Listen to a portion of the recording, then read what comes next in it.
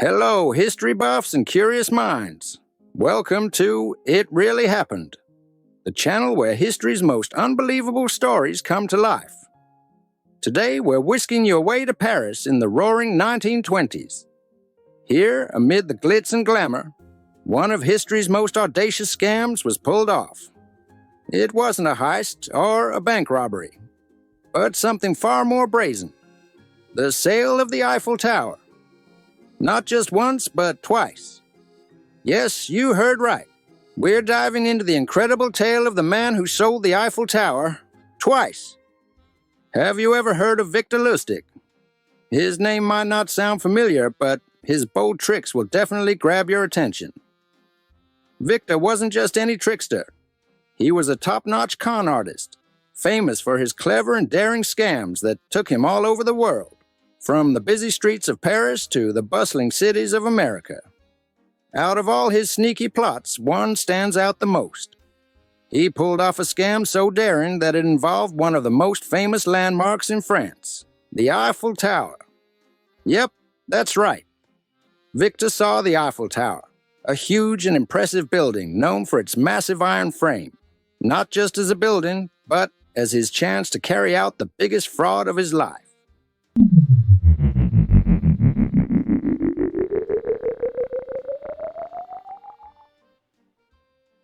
Let's turn the clock back to the year 1925 in Paris, a city famous for its stunning culture and beauty.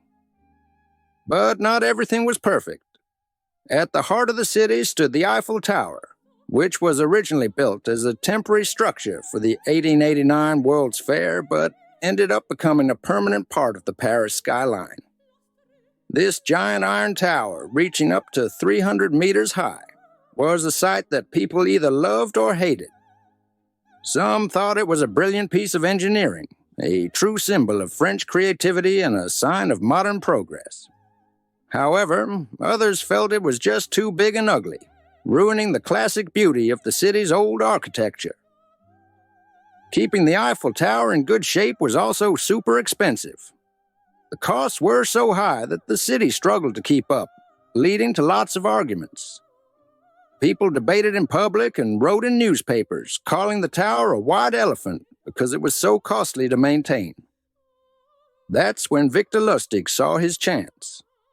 He was a man who loved to come up with clever tricks, and the mixed feelings about the Eiffel Tower gave him a great idea. He noticed that while some people saw the tower as a big problem, he saw it as a big opportunity. With everyone worried about money and what to do with the tower, Lustig started to cook up one of the boldest tricks in history. He was ready to turn Paris's headache into his own secret advantage. Victor Lustig had a plan that was bold and sneaky. Pretending to be a high-ranking government official, he carefully prepared to trick some of the top scrap metal dealers in Paris. He used fake government papers and knew exactly how to act like a real official, making it hard for anyone to doubt he was the real deal. He sent very official-looking invitations to 6 well-known scrap metal dealers, calling them to a secret and very important meeting. When they arrived, they saw Lustig looking very sharp in a smart suit, surrounded by people pretending to be his assistants, all busy with paperwork. It made everything look just like a real government office. With a serious look, Lustig told them a big story about how the city was struggling with money because it was so expensive to keep up the Eiffel Tower. He said that the situation had gotten so bad that the government decided they had to tear down the tower and sell the metal as scrap. The dealers were totally focused, thinking about what Lustig was saying. He was very convincing, talking about how this secret deal was a chance they'd never get again. A chance to buy the metal from one of the most famous landmarks in the world at a really low price. Lustig made the deal sound even more special because it was all so secretive, which made the dealers want it even more. They started to get really excited about how much money they could make from selling the tower's metal.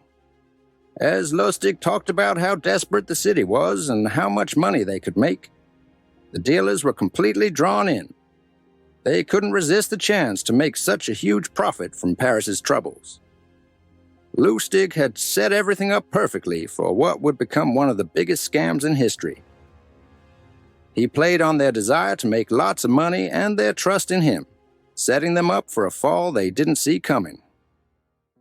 Now, Victor Lustig was not just charming. He was a master at making himself seem trustworthy. He had all sorts of fake documents that looked completely real, from the seals to the signatures. He used every trick to make the scrap metal dealers believe everything he said was true and necessary. One of the dealers, André Poisson, was especially eager to make a name for himself in Paris. Although he was fairly new to the business world, he saw a big opportunity. For him, buying the Eiffel Tower wasn't just about making money. It was his chance to become famous and respected among the top people in the city. Lustig noticed how much Poisson wanted this, and focused all his tricks on convincing him. He flattered Poisson and made him feel like this deal was his golden ticket to the top of society. Lustig told him this chance would never come again, and urged him to make a quick decision. Feeling the pressure and excitement, Poisson decided to go for it. He was so caught up in the idea of becoming important that he gave Lustig a lot of money as a bribe, thinking it would guarantee him the rights to take apart the Eiffel Tower. He also paid more money up front, which Lustig said was needed to get started on taking the tower down quickly. All the money Poisson paid went straight into Lustig's pockets. As Poisson left, thrilled about his future fame and wealth, Lustig was quietly celebrating how well his plan had worked. He hid the money quickly, knowing that by the time Poisson or anyone else figured out the scam, he would be far away. With Poisson's check safely tucked in his briefcase, Lustig left the fake government office behind as fast as he had set it up. He hurried through the busy streets of Paris, putting as much distance as possible between himself and what was soon to be discovered as a huge scam. Lustig was planning to disappear completely, just like smoke vanishes into the air. He got on a train to Vienna, with his pockets full of cash from the scam, feeling relieved with every mile the train moved away from Paris. Back in Paris, Poisson was starting to feel uneasy. The excitement of his big business deal began to fade as doubt crept in. When he finally realized he had been tricked and that the Eiffel Tower was never really for sale, he felt a mix of anger, embarrassment, and shock. Feeling foolish and not wanting to be mocked by other people in the city, he kept quiet about the whole thing. He worried about the shame and legal trouble he might face for giving a bribe in the deal. Instead of going to the police, he decided to stay silent, hoping that the scandal would go away on its own and not ruin his reputation.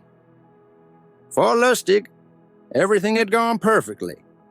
By the time people in Paris started to suspect the scam, he was long gone, already planning his next trick somewhere else. He left behind nothing but a story that would amaze and baffle people for many years to come. Oh, but Victor Lustig couldn't get enough of tricking people. After fooling André Poisson and selling the Eiffel Tower, he was more confident than ever. The excitement of pulling off such a big scam made him eager to try it again. Even knowing it was risky, Lustig couldn't resist. He decided to go back to Paris and run the same trick one more time. He put on his disguise as a government official again, ready to fool another group of scrap metal dealers with his charm and fake documents. But things in Paris had changed. People had heard about his first scam, making the businessmen more cautious this time around. One of the dealers Lustig tried to con was especially careful and didn't fall for the smooth talk as easily. Suspicious from the start, this dealer checked if the government really was selling the Eiffel Tower. Soon it was clear that Lustig was lying. There was no such sale. The skeptical dealer didn't waste any time and quickly informed the police. As the authorities started to investigate, Lustig realized he needed to get out of Paris fast. His escape was a close call. He just managed to evade the police as they started to understand the full extent of his scheme. Although he didn't succeed the second time, This daring attempt only added to Victor Lustig's reputation as a legendary con artist. He left behind a tale that people still talk about today, reminding us of the risks of being greedy and how far some will go to take advantage of others. Victor Lustig's wild tricks teach us a lot more than just how sneaky a con artist can be. They remind us of the old saying, if it sounds too good to be true, it probably is. His story isn't just about selling the Eiffel Tower.